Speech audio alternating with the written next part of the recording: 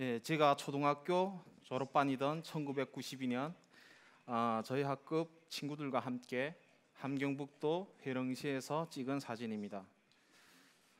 북한의 배급 체제가 무너지기 전인 것을 볼 수 있습니다. 제가 중학교 다닐 당시 저희 학급 책상들에는 비어있는 것들을 발견하기 시작했습니다. 1994년 이후 북한의 제 고향에서는 저희 친구들을 포함해 많은 사람들이 굶어 죽었습니다. 우리가 살던 깊은 산속 탄광에서는 많은 사람들이 먹을 걸 찾아 헤맸고 저희 뒷집, 저희 옆집 이웃도 굶어 죽었습니다. 나무 껍질이나 풀을 뜯어먹던 사람들도 굶어서 죽었습니다. 1995년 4월 12일 저희 할머님도 굶주림으로 돌아가셨고 저는 그것을 지켜볼 수밖에 없었습니다. 지난 70년 동안 김씨 집안은 북한 주민들을 속여왔습니다. 저희 친구들이 죽어가는 동안에도 북한식 사회주의가 세계에서 최고라고 학교 선생님들은 거짓을 가르쳤습니다. 김정일은 굶주림에도 불구하고 주민들을 계속해서 압박하면서 곧 식량이 제공될 것이라고 하였습니다. 저는 이후에야 북한 식량 배급 시스템이 붕괴된 것을 알게 되었고 가장 가난한 지역에는 식량을 일부러 배급하지 않은 것을 알게 되었습니다. 제 고향 끝에는 20여 정치범 수용소가 있었습니다. 여기에서 정치범들은 매일 1200톤의 석탄을 쉴 새 없이 캐냈습니다. 저는 그 석탄을 훔쳐 팔면 식구들을 먹여 살릴 수 있다고 생각했습니다. 제 고향 끝에는 저는 어머니와 12살 난 여동생과 함께 석탄을 훔치러 밤에 나갔습니다. 수용소에서 발전소까지 움직여 달린 열차에 올라타서 석탄을 훔쳐야 했습니다. 달린 열차에 몰래 올라타야 했던 것은 군인들이 감시를 피하기 위해서였습니다. 만약 걸렸을 때는 뼈가 부서지도록 매맞기도 했습니다. 나는 아직도 석탄 바구니의 무게를 기억합니다. 키가 120cm, 몸무게가 20kg에 불과했던 굶주린 소년으로서는 굉장히 힘든 일이었습니다. 저는 매우 말랐기 때문에 가방을 매면 척추뼈의 피부가 벗겨져 피가 나기도 하였습니다. 16살 되던 1996년 3월 7일 이른 아침 저는 달린 열차에 올라탔습니다. 차량 번호는 4031호였고 제가 탄 열차에는 60톤의 석탄이 실려 있었습니다. 거기에는 몰래 열차에 올라타 석탄을 퍼담는 많은 사람들이 있었고 눈과 이빨을 제외하고 사람들의 몸은 석탄가루와 땀으로 검은색이었습니다.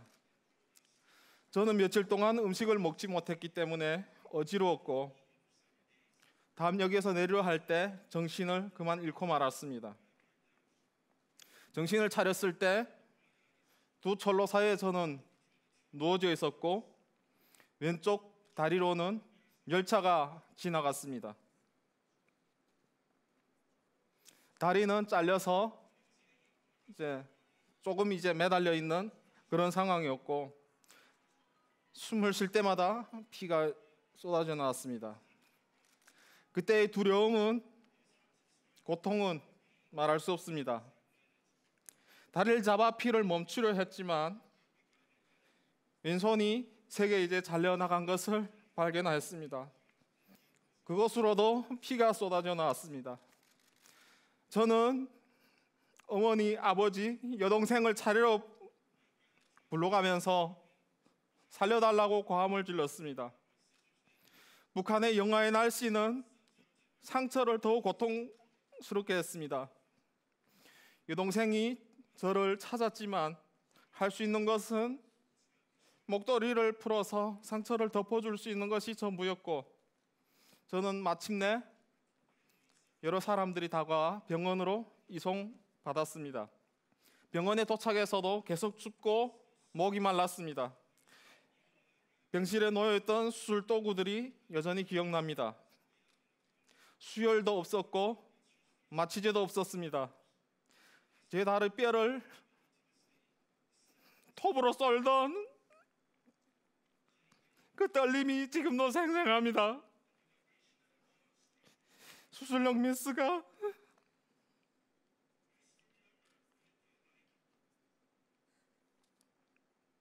살을 자르던 소리와 제가 기절하던 생각이 납니다. 의사는 제 뺨을 때리면서 정신 차리라고 하였죠. 제가 비명을 지를 때마다 수술장 밖에 있던 저희 어머니는 기절해서 쓰러졌습니다.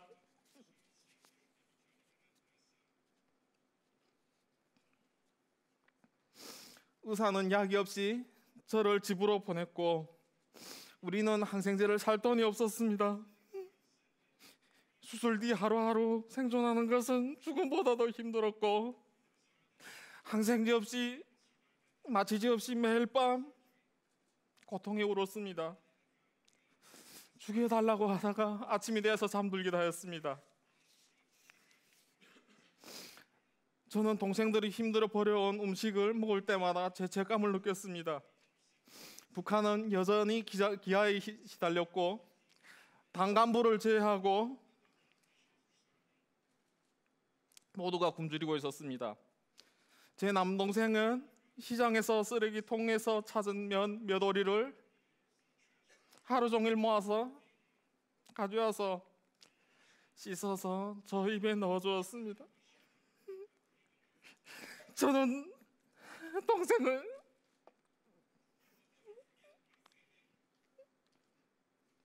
동생이 가져다 줬던 그 면의 맛을 잊을 수가 없습니다. 저희 병간호 때문에 동생들은 내가 나올 때까지 풀을 먹어야 했고 제대로 키도 자라지 못했습니다. 저는 죽을 때까지 미안한 마음을 잊을 수 없습니다. 여름이 되자 제 잘린 다리 부위에는 살들이 괴사하기 시작했습니다. 악취가 났고 뼈 조각이 살 밖으로 튀어나왔습니다. 사고가 나고 240일이 지난 11월에서야 고통은 수그러들었습니다. 저는 미래가 없다고 생각했고 꿈을 잃었다고 생각했습니다. 한때는 자살하려고도 생각했습니다. 더 이상 가족에게 부담이 되어서는 안 된다고 생각하고 2000년에 저는 중국으로 목발 짚고 건너갔습니다. 몇 킬로그램의 쌀을 구해왔고 중국에서는 우리 가족보다 개들이 더 잘 먹고 있다는 것을 알게 되었습니다. 북한에 돌아와서 저는 경찰에 잡히게 되었고 경찰은 너 같은 병신이 중국 땅으로 넘어가서 구걸을 한 것은 공화국의 수치라고 이야기했습니다. 다리가 없는 제가 중국에 가서 구걸한 것이 나라와 수령의 이미지를 망쳤다는 것입니다. 저는 제 가져온 쌀을 압수당했고 고문을 당했습니다. 저와 같이 잡힌 다른 사람들보다도 더 심한 고문을 당했고 저는 그것이 마음에 큰 상처가 되었습니다.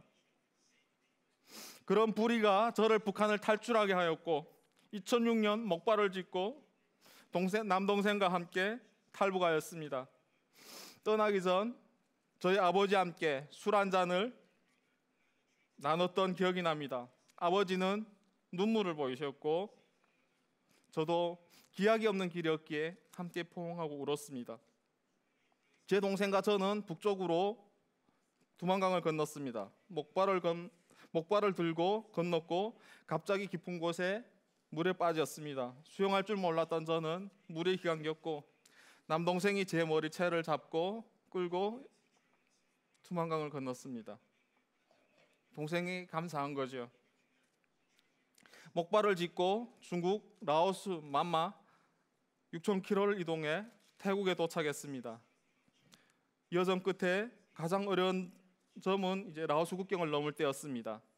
목발이 너무나도 힘들어서 죽고 싶었고 북한에서 태어난 것이 원망스러웠고 그때 누구도 저 같은 고통을 당하지 않도록 노력하겠다고 맹세하고 기도했습니다. 2006년 7월 저는 긴 여정 끝에 대한민국에 도착하였고 서울에 오게 되었습니다. 그때 가장 큰 소원은 우족과 우수를 갖는 것이었습니다. 대한민국 정부에서는 곧 그것을 제공해 주었습니다. 저는 이 기쁨을 아버지와 함께 나누고 싶어서 북한에 연락을 취했습니다. 마침내 고향의 지인들하고 연락이 닿았지만 아버지가 돌아가셨다는 충격적인 이야기를 듣게 되었습니다.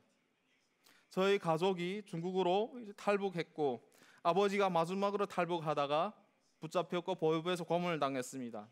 행방을 찾기 위해서 계속된 고문 끝에 아버지는 돌아가셨고 아버지는 가족이 없었기 때문에 들것에 실려 빈집에 시신을 두고 갔다고 합니다. 제 가족이 비극과 저희 장애에도 불구하고 저는 포기하지 않았습니다. 저는 당당히 다시 걷고자 하는 어릴 적의 소원을 이루었습니다. 아버지는 제가 대학에 가기를 원하셨는데 저는 대학교를 졸업하고 그 소원을 풀어드릴 수 있었습니다.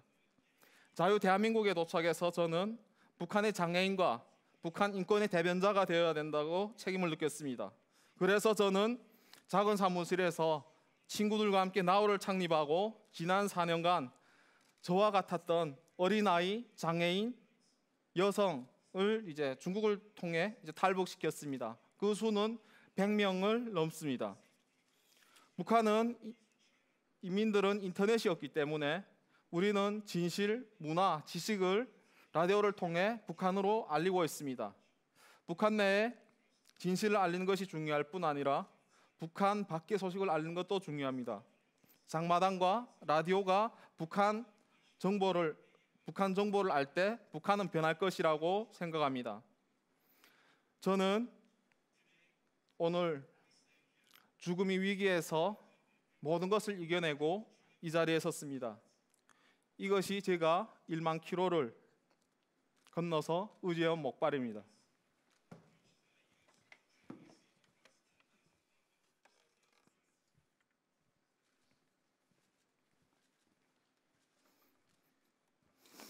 이 목발은 제가